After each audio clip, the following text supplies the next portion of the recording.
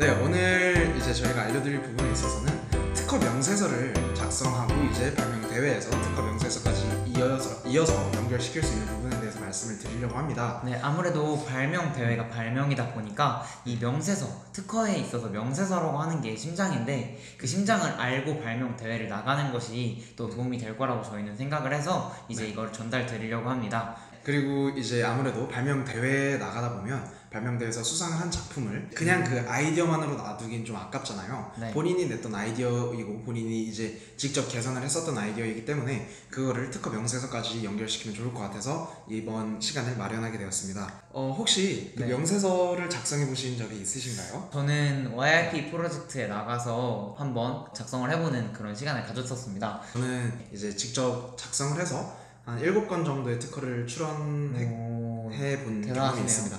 아니면 아마 이제 들어보면 좀 간단하다는 걸 알 수 있을 텐데요. 직접 명세서를 저희가 작성을 할 수가 있어요. 아무래도 이제 전문적으로 작성을 하고 하려면 변리사분들을 함께 컨택을 해서 해야 되지만 저희가 직접 쓰는데도 이제 큰 문제는 없기 때문에 일단 명세서에 대해서 말씀을 드리자면 명세서는 아이디어를 좀 구체적으로 표현한 보고서라고 생각을 하시면 될 것 같아요.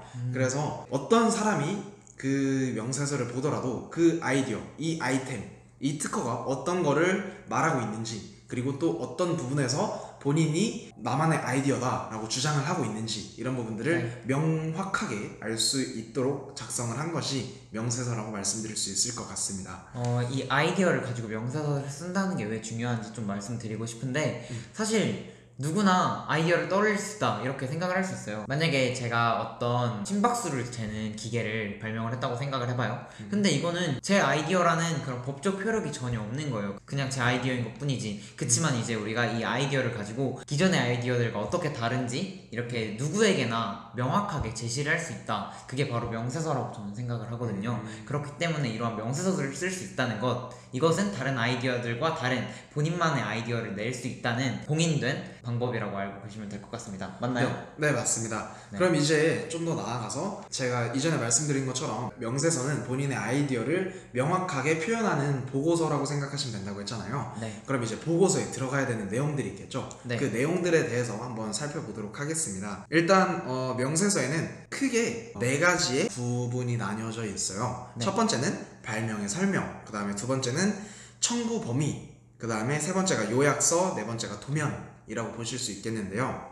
일단 발명의 설명에 대해서 간단하게 좀 설명을 해주실 수 있을까요? 일단 발명의 설명이라고 하는 거는 여러분들이 어떤 발명을 했는지를 대략적으로 말씀드리는 건데, 일단 그 발명이 어디에서 시작됐는지, 어떤 기술들이 그 발명에 포함이 되어 있는지, 선행 연구가 어느 정도 되어 있는지 그 발명에 대해서, 또 비슷한 그런 발명은 뭐가 있는지, 이런 대략적인 거를 포함하고 있는 게 바로 발명의 설명에 해당하는 부분입니다.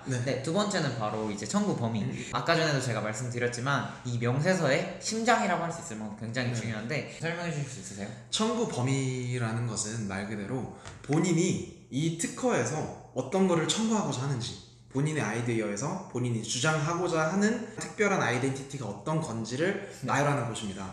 그래서 이제 아무래도 특허 전쟁이라고 하죠. 특허 소송 같은 거를 이렇게 걸고 이런저런 재판이 오고 가고 할 때 중점적으로 보는 부분이 이 청구 범위 부분인데요. 왜냐면 청구 범위에서 다루고 있는 부분이 본인이 자신의 것이라고 주장하는 것이기 때문에 이 부분을 명확하게 그리고 또 자세하게 표현을 해둘 필요가 있습니다. 좀 더 쉽게 말씀드리자면은 본인이 아이디어를 냈을 때 그 아이디어의 어디까지는 내 거다 라고 이렇게 범위를 정해주는 게 청구 범위 설정입니다. 예를 들면 제가 전동 칫솔을 만들었다고 생각을 해봅시다. 그럼 일반 칫솔과 전동 칫솔의 차이점은 전동, 그러니까 진동이 발생된다는 거잖아요.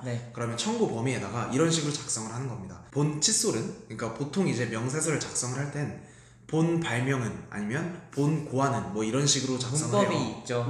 이 명세서만의 문법 중 하나인데, 그러면 이런 식으로 작성을 하는 거예요. 본 고안은 기존의 칫솔과 다르게 전동 모터를 부착하여서 진동을 유발하는 이런 제품이다, 뭐 이런 식으로 작성을 하는 겁니다. 그래서 기존의 제품과는 이런 점이 다르다, 우리 제품에선 이것까지 이렇게 청구를 하고 싶다라는 특별하다, 것을, 우리 거다 이렇게 딱 표현을 할 수 있는 걸로 보아주시면 될 것 같습니다. 네, 다음은 이제 요약서인데요. 네. 요약서는 이제 여러분들이 제품을 봤을 때 그 순서도라고 할 수 있죠. 그러니까 예를 들면 방금 진동 칫솔은 좀 요약서를 만들기 좀 어려운데 네. 제가 만들었던 명세서는 그 우주 쓰레기를 처리하는 인공지능에 대한 그런 거였어요. 그럼 이제 그 요약서가 1번 그 우주 쓰레기를 인식한다, 2번 그럼 인식한 우주 쓰레기에 접근한다, 3번 이제 접근하여서 뭐 자기력을 이용을 해서 궤도를 변경시킨다. 이렇게 제가 지금 되게 두리뭉실하게 설명드렸지만 이렇게 어떻게 처리를 할지 순서가 이렇게 있는데, 이거를 표같이 만들어서 누구나 봤을 때 아 이런 순서로 작동하는 거구나 이렇게 알 수 있게끔 요약하는 게 바로 요약서입니다.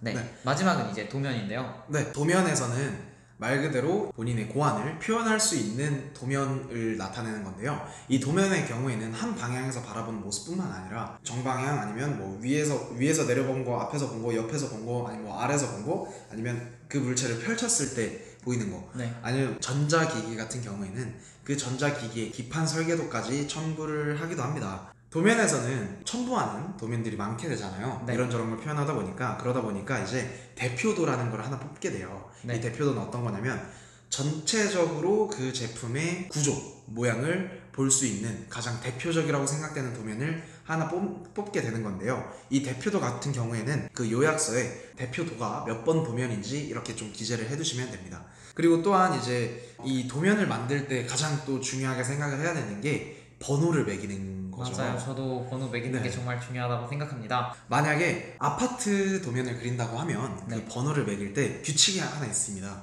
이 규칙이 어떤 거냐면 100의 자리 숫자부터 이렇게 좀 아래로 순서대로 내려가면서 좀 자세하게 펼쳐지는 건데, 예를 들어볼게요. 예를 들면 아파트 건물 전체를 100이라고 표현을 할게요. 그러면 그 아파트 중에서 그 유리창을 110으로 표현을 하는 겁니다. 그러면 그 유리창 안에도 이제 뭐 방충망도 있을 거고 유리도 있을 거고 그 유리를 고정시켜주는 틀이 있을 거잖아요.